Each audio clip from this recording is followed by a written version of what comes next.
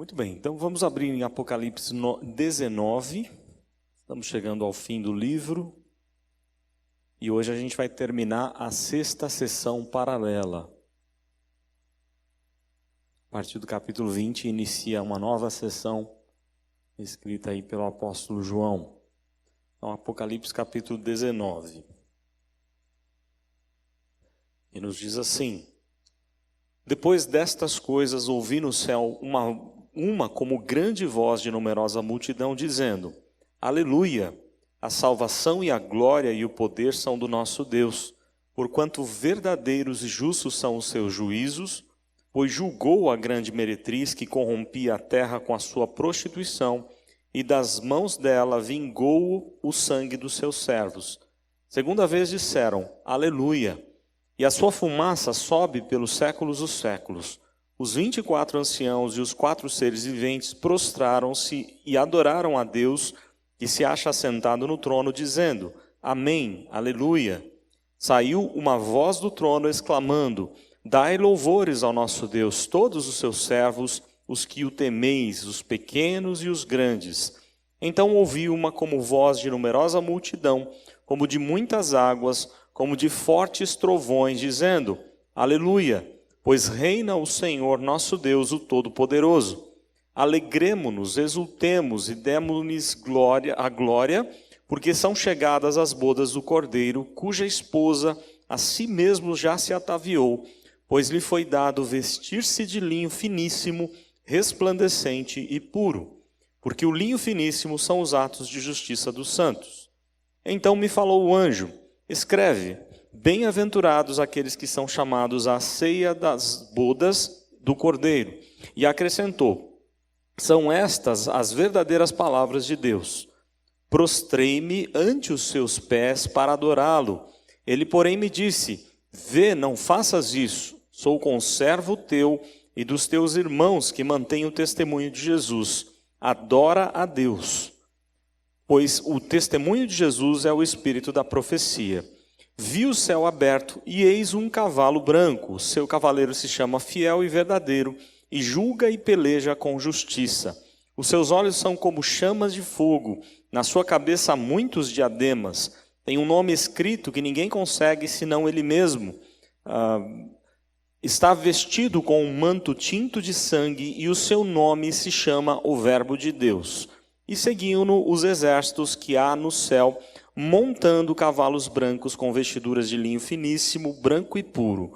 Sai da sua boca uma espada afiada, para com ela ferir as nações, e ele mesmo as regerá com cetro de ferro, e pessoalmente pisa o lagar do vinho, do furor da ira do Deus Todo-Poderoso. Tem no seu manto e na sua coxa um nome inscrito: Rei dos Reis e Senhor dos Senhores. Então vi um anjo posto em pé no sol, e clamou com grande voz, falando a todas as aves que voam pelo meio do céu: Vinde, reuni-vos para a grande ceia de Deus, para que comais carnes de reis, carnes de comandantes, carnes de poderosos, carnes de cavalos e seus cavaleiros, carnes de todos, quer livres, quer escravos, tanto pequenos quanto grandes. E vi a besta e os reis da terra, com os seus exércitos congregados para pelejarem contra aquele que estava montado no cavalo e contra o seu exército. Mas a besta foi aprisionada, e com ela o falso profeta, que com os sinais feitos diante dela seduziu aqueles que receberam a marca da besta e eram os adoradores da sua imagem. Os 2 foram lançados vivos dentro do lago de fogo que arde com enxofre. Os restantes foram mortos com a espada que saía da boca daquele que estava montado no cavalo, e todas as aves se fartaram das suas carnes. Ok. Muito bem, a gente, como eu já disse, estamos iniciando terminando a penúltima sessão paralela. O Apocalipse, João vai contar essa história algumas vezes, ou 7 vezes, e esse jeito de contar tem algumas características interessantes. Ele fala desde o tempo da primeira vinda de Jesus, principalmente a partir da sua ressurreição. Cada sessão vai tratar mais a partir da sua ressurreição, Tem sessão que vai falar da primeira vinda, do seu nascimento, né, como no capítulo 12, mas ele vai falar então do período todo da história da igreja. Era o momento que João estava vivendo, queria acontecer todo tipo de perseguição contra a igreja, e termina na volta de Jesus no juízo final. Tá? Cada vez ele vai dando detalhes de outras questões que ele acha relevante, né? Ele, claro, sendo inspirado por Deus para contar essa história. E agora a gente se aproxima desse texto, e claramente o texto declara ou descreve o juízo final. Assim como em todas as outras sessões tem a descrição do juízo final. Algumas pessoas confundem o capítulo 20, que é talvez o mais polêmico de todos do Apocalipse, porque dá base para as teorias milenistas ou do milênio, mas confundem porque perdem ou não percebem esse detalhe, esse jeito de João contar essa história. Por exemplo, alguns acreditam que o capítulo 20 vem depois do 19, então o 20 vai falar sim do juízo final. Mas o 20 não fala do juízo final, o 20 vai falar do começo da história, que é o momento da igreja, a vida da igreja, a caminhada da igreja até antes da volta de Jesus, porque é o início da última sessão paralela. O juízo final vai ser também descrito na última sessão. Então o capítulo 19, ele termina falando do juízo final, isso fica muito claro.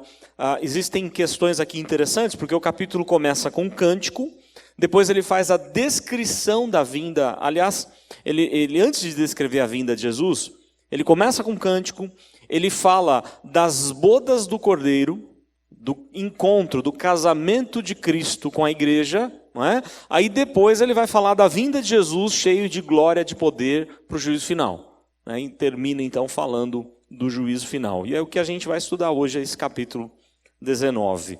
Como a gente tem feito, né? Estou seguindo a nossa apostila e só pegando algumas coisas que são mais relevantes, ok? Verso 1, ele diz assim: depois disto, ouvi como uma voz grande. Aliás, deixa eu falar um pouquinho sobre depois disso, que eu nunca falei, eu acho que nunca falei, mas toda vez eu coloco na nota, né? Não sei se você parou para ler a nota. Essa expressão depois disso não quer dizer cronologicamente, né? A ideia não é essa. É que ele tem uma outra visão, uma nova visão. E ele não está pensando em ordem cronológica, ele está apenas descrevendo uma outra visão que agora é no céu. Essa visão acontece no céu.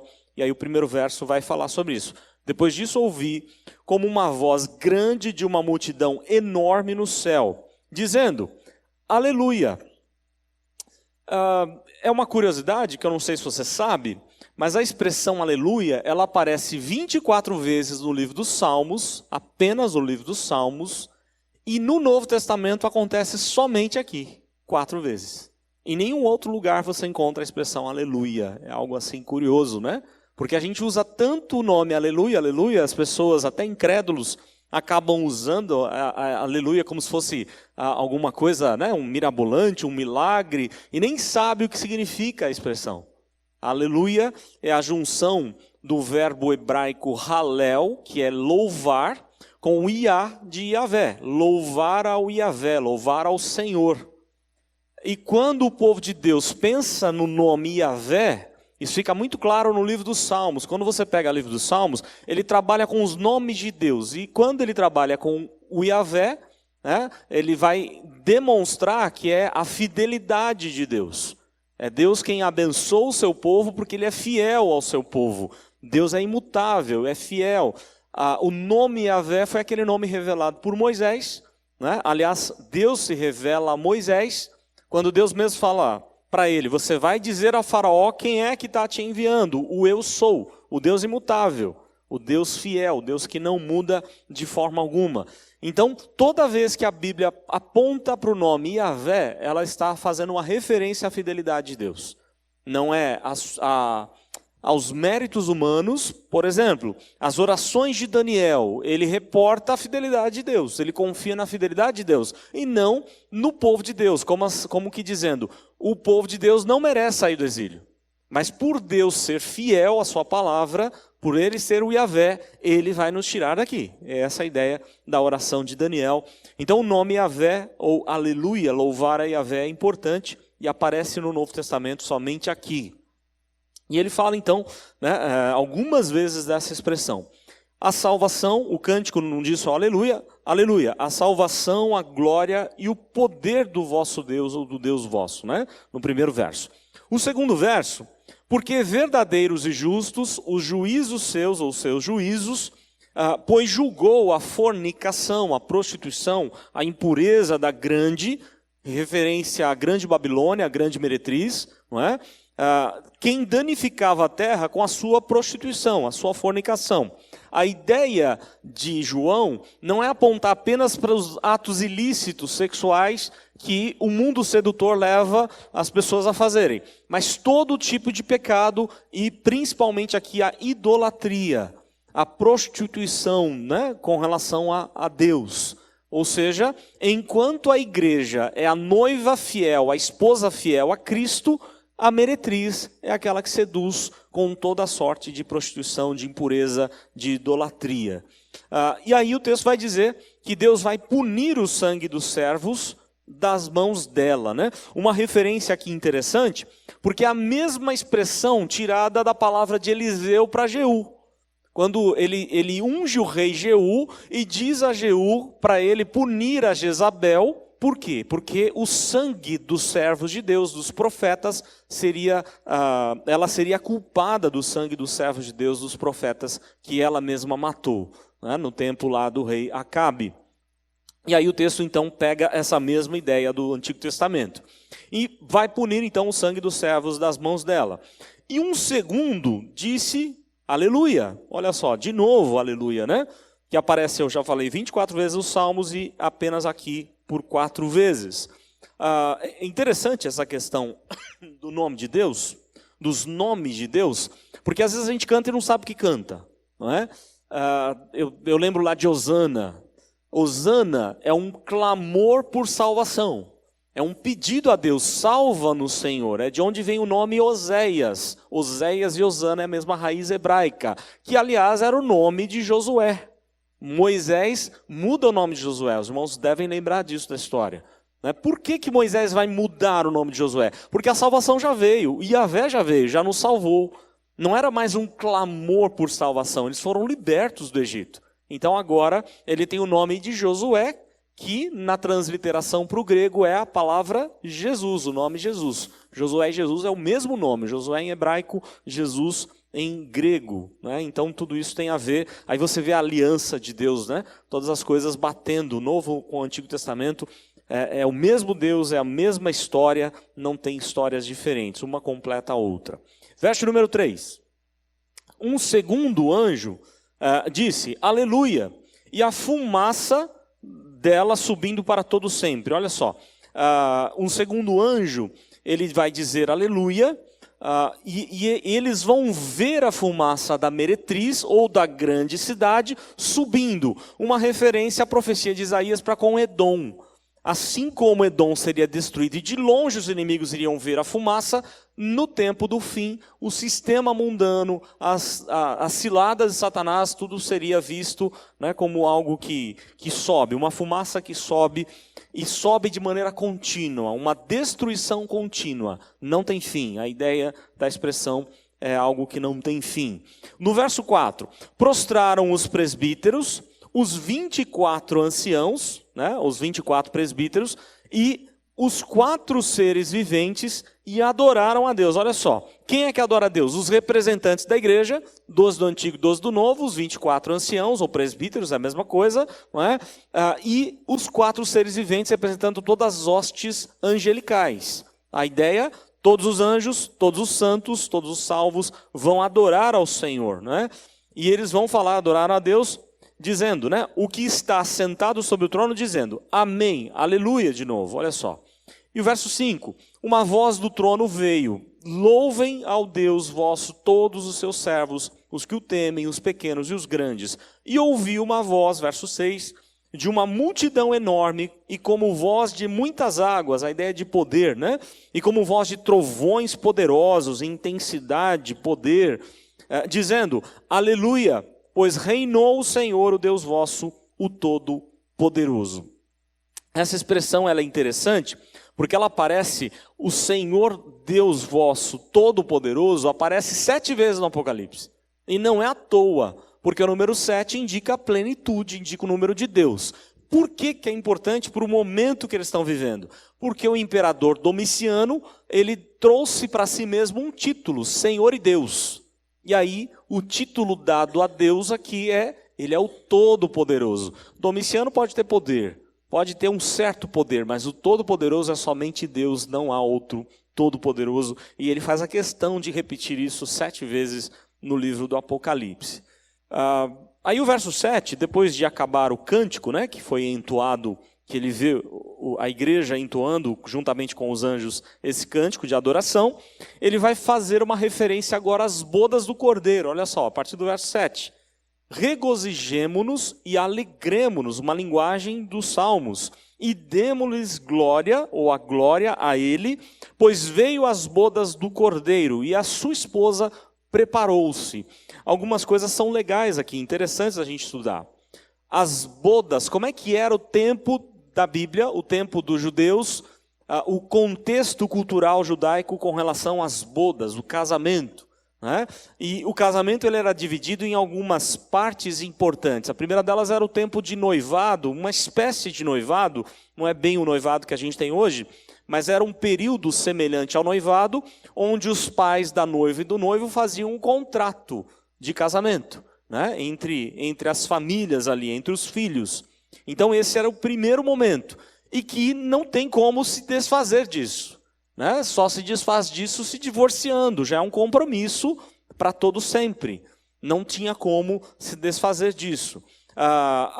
Depois do noivado, há um intervalo para quê? Para o noivo pagar o dote.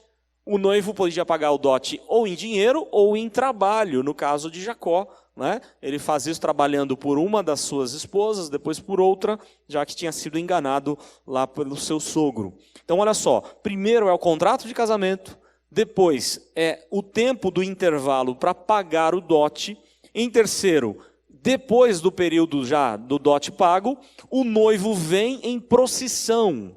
E todos ali, as virgens, vão levar o noivo até o local da festa. Aí a gente lembra da parábola de Jesus, né? Das virgens que tinham azeite na lâmpada, aquelas que não tinham, né? Toda aquela história que o Senhor Jesus conta. Porque a figura mais importante, diferente do nosso contexto no casamento, a figura mais importante para o judeu era o noivo e não a noiva.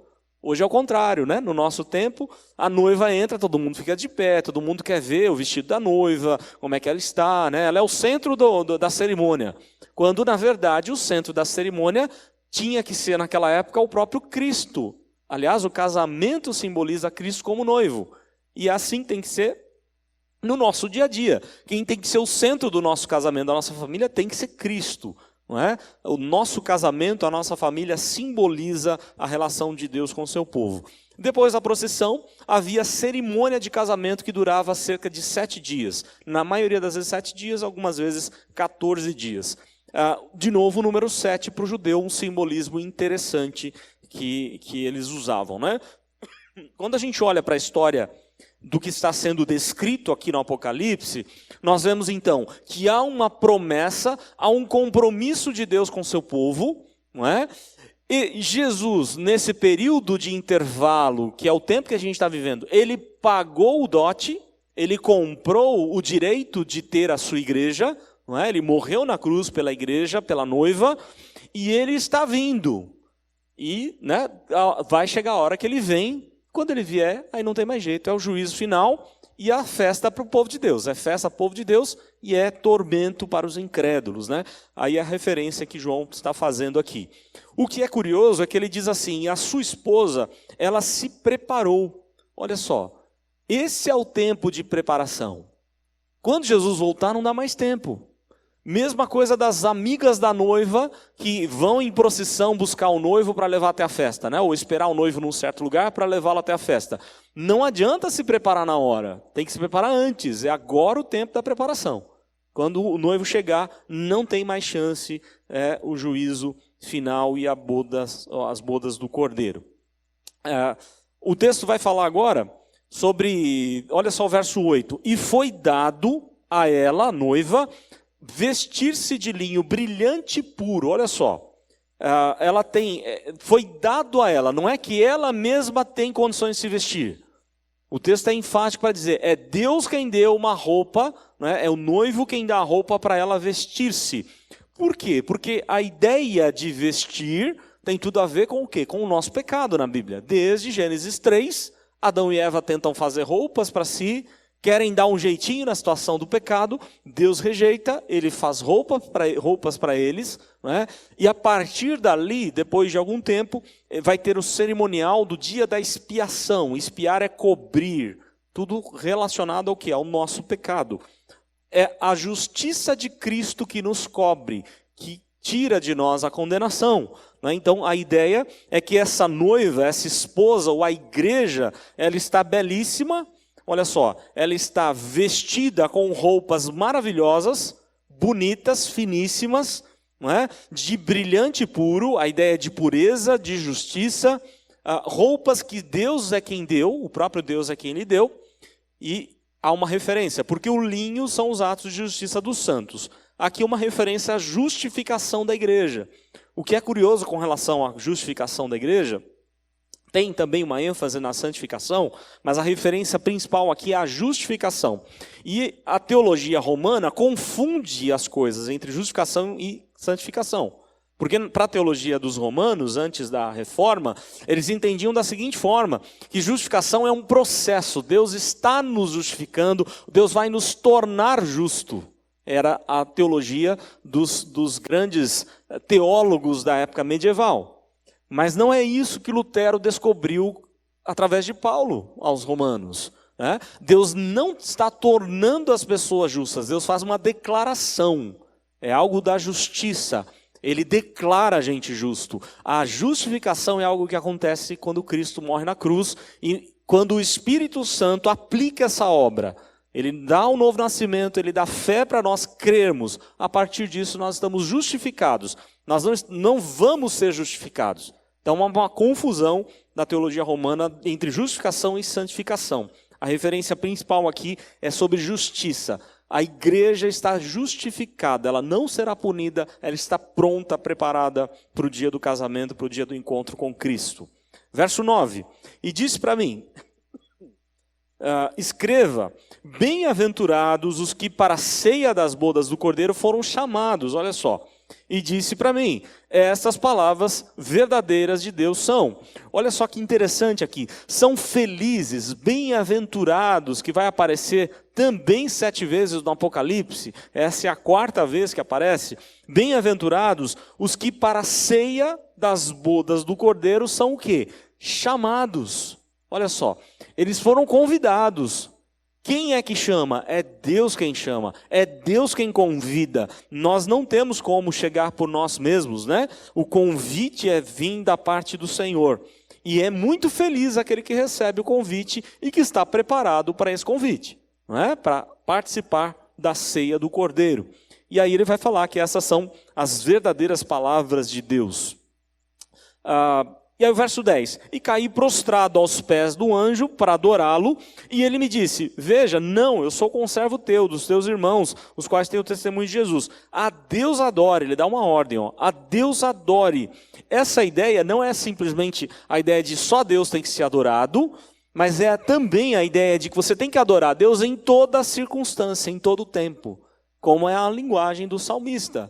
Não é? Adorar a Deus, louvar a Deus em todo o tempo. O momento que eles estão vivendo é um momento de muita perseguição, de muito sofrimento, e há uma ordem para que a igreja adore ao Senhor, independente da tribulação que estão vivendo. E aí ele vai falar, pois o testemunho de Jesus é o espírito de profecia. Aí, olha só, verso 11, agora ele começa a mudar a cena, né? Ele vê os céus abertos e um cavalo branco, que já foi descrito lá no capítulo 6, não é?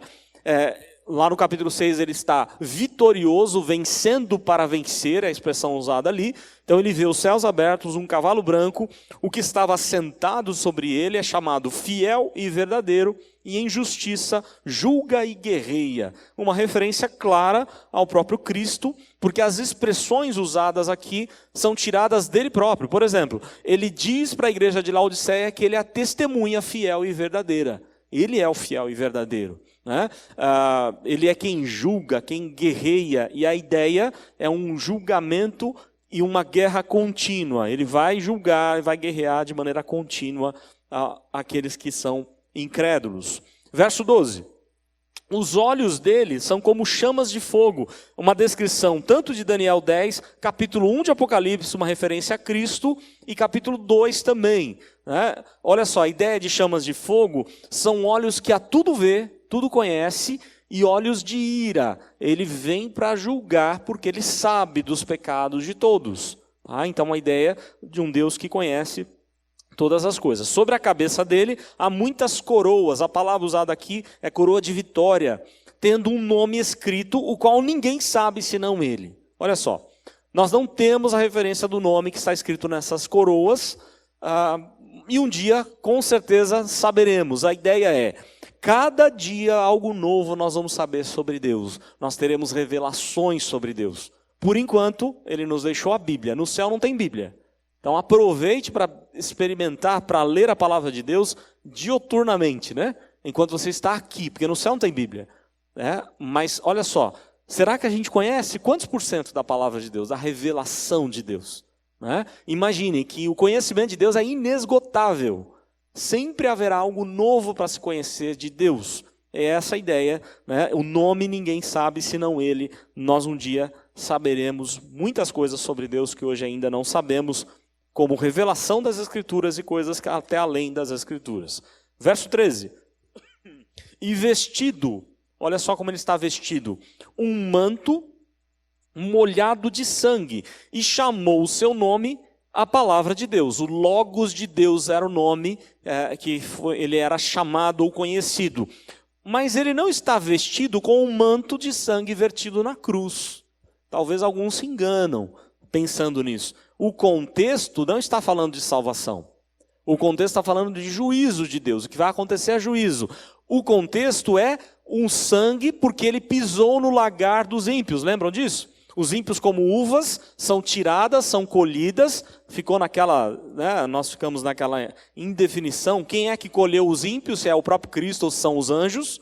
Alguns estudiosos creem que os anjos vão colher os ímpios, Cristo colhe os salvos, né? E separa os salvos dos ímpios. Aí os anjos vêm e colhem e jogam num lagar onde o próprio Cristo vai pisar nessas uvas ou nesses ímpios. Então ali é o sangue dos ímpios sendo pisados, a ira de Deus contra os habitantes da terra, contra os ímpios, os que não amam ao Senhor.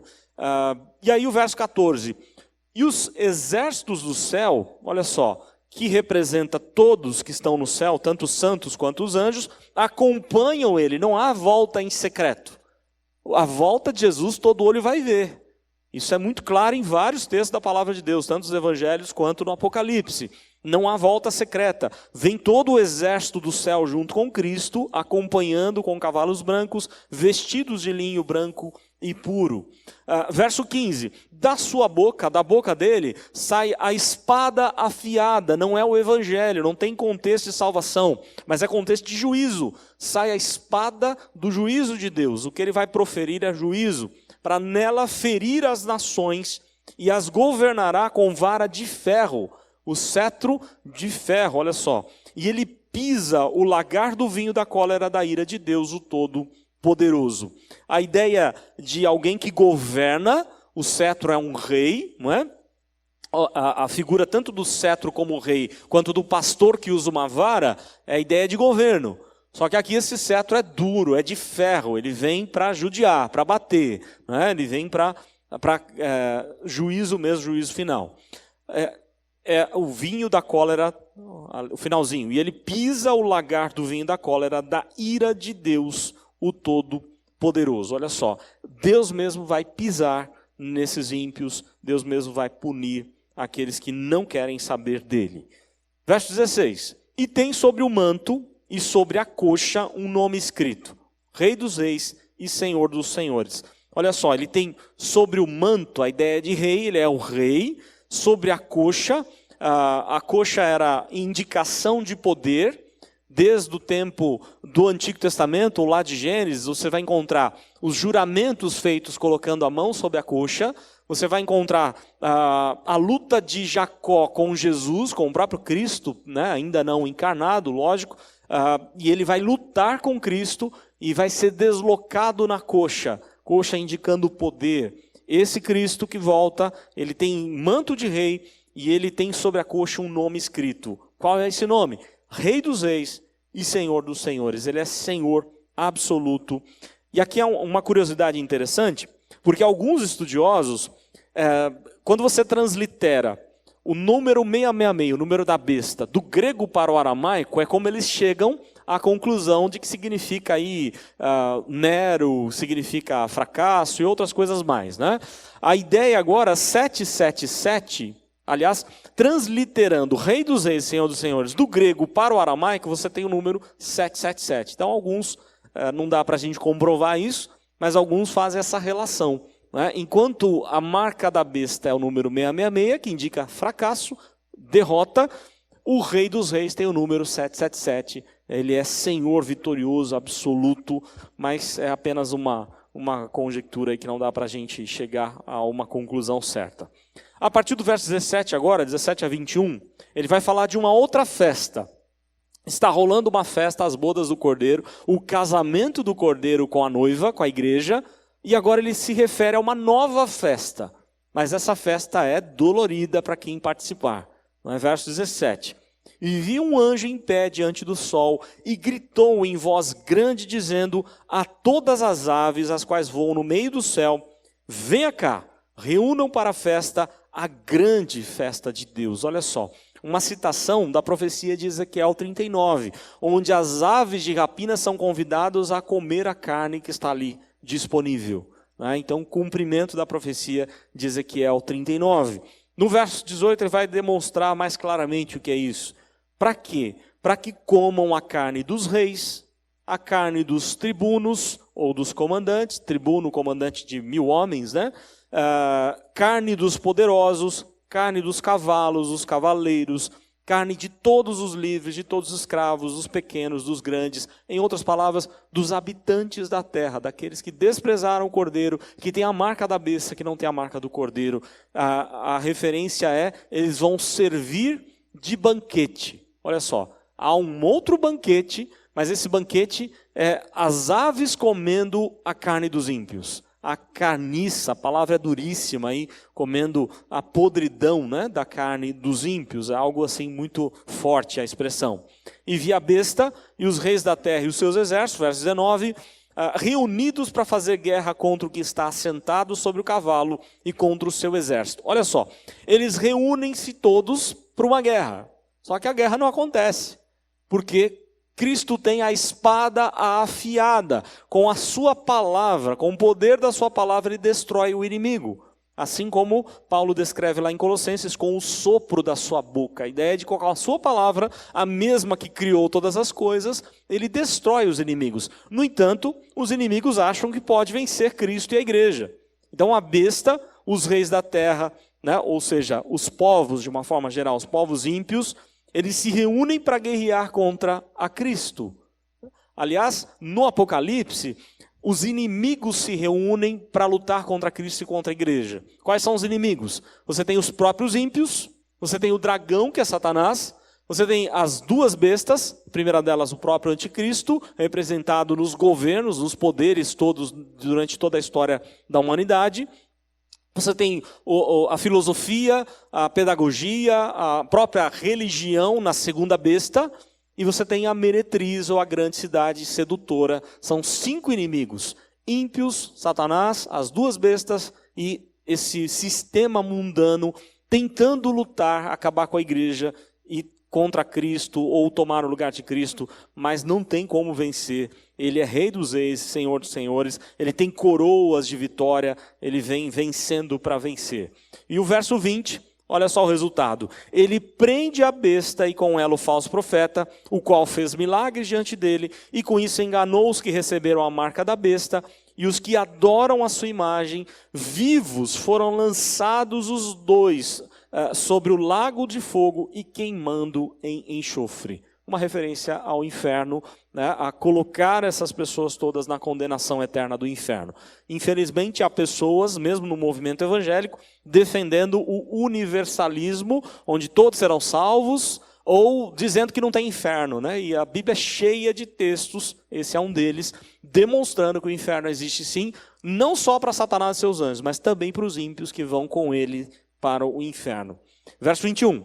E os remanescentes, olha só, os que sobraram, foram mortos na espada do que estava assentado sobre o cavalo, e saindo da sua boca, todas as aves foram satisfeitas com a carne deles. Olha só, as aves, a ideia, as figuras da punição dos ímpios são diversas no Apocalipse. Tem aquela figura do escorpião picando e eles desesperadamente sofrendo a tortura e não conseguem morrer. Agora é outra figura, é figura de aves de rapina comendo a carne deles. Você imagina? Eles estão ali vivos, sendo comidos vivos e ainda assim não conseguem morrer. E é tormento eterno, são muitos tormentos que passarão aqueles que não têm a Cristo. Aí o que a gente pode aprender, tirar de lição para nós, né? Um resuminho aqui, capítulo 19, versos de 1 a 6, louvor a Deus por sua soberania e vitória. Versos de 7 a 9, as bodas de Jesus, o cordeiro, com a noiva, não é? Com a igreja. Versículo 10, uma exortação para adorar somente a Deus. E versículos 11 a 21, aí a descrição da vinda de Cristo como um cavaleiro vitorioso. Em sua vinda, ou sua volta, ele vem para julgar e punir os inimigos e destruir os inimigos de Cristo e da igreja. E aí o que a gente aprende? Primeira lição que a gente pode aprender para nós é a vigilância, né? Eu vou fazer uma citação aqui do pastor Hernandes. Jesus virá, e ele diz assim, pessoalmente, fisicamente, visivelmente, audivelmente, poderosamente, triunfantemente. Ele está vindo. E vem com tudo, né? Ele não vem mais como manso, como humilde, porque ele está cheio de glória e ele vem para julgar. Então, é engano das pessoas achar que Cristo, aliás, a própria caminhada de Cristo, as pessoas confundem um pouquinho. Né? Como que dizendo, Cristo sempre foi uma pessoa totalmente mansa, né? Mas por 2 vezes ele destrói os mercadores, as bancas dos mercadores do templo. Então, ele pode irar, e ele nunca vai pecar quando ira. A gente, quando comete alguma ira, né, ou está em ira, muitas vezes a gente erra, a gente peca, mas Deus não. Deus, ele nunca vai errar, e ele fica irado também. Né? A linguagem apocalíptica é Deus está avisando, ele tem paciência, mas a paciência dele uma hora acaba. O cálice transborda, e aí ele vem, ele não vem mais para perdoar, ele vem com certeza para punir.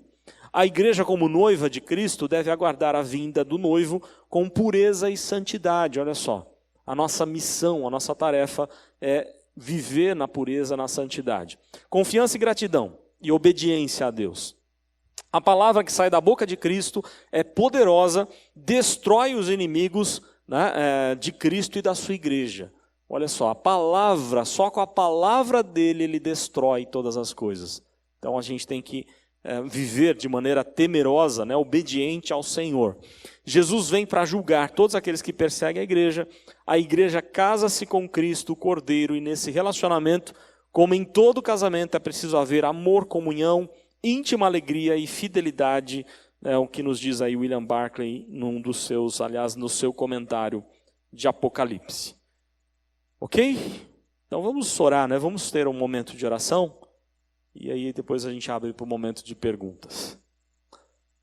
Ó Deus, mais uma vez nós nos deparamos com um texto tão duro da palavra do Senhor, o qual mostra como será a volta do teu Filho.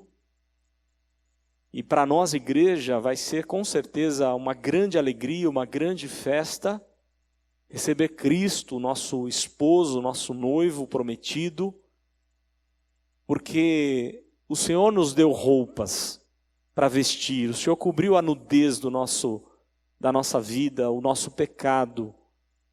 E nós te louvamos por isso, ó Deus. É por tua graça apenas que nós participaremos dessa boda, dessa festa maravilhosa, do encontro com Cristo. Porque muitos que estão ao nosso redor, eles participarão de um outro banquete. O banquete do tormento, da tortura, da dor, da morte, da ira do Cordeiro. E por isso pedimos a Deus que o Senhor nos ajude a vivermos de maneira mais santa, mais obediente, anunciar também a Tua palavra enquanto é tempo, enquanto é o dia aceitável, entendendo que a palavra do Senhor continua poderosa para salvar e que a nossa vida seja realmente um modelo para outras pessoas, modelo de pregação da Tua palavra, e que ao sair da nossa boca a palavra do Senhor, e o Senhor use, ó Deus, para converter aqueles que ainda estão perdidos, vivendo nas trevas, e a mesma graça que um dia nos alcançou possa alcançá-los também. Pedimos a Tua misericórdia e pedimos a Deus que o Senhor venha logo nos buscar como igreja, porque assim sabemos que não mais sofreremos as lutas dessa vida, as aflições, as perseguições, as zombarias do mundo, as ciladas de Satanás com seus aliados tentando nos destruir, tentando tirar a gente do alvo a cada dia. Todo esse nosso sofrimento vai cessar para vivermos em festa com o Senhor, uma festa que nunca mais vai acabar. Pedimos tudo isso a Deus orando em nome do Senhor Jesus. Amém.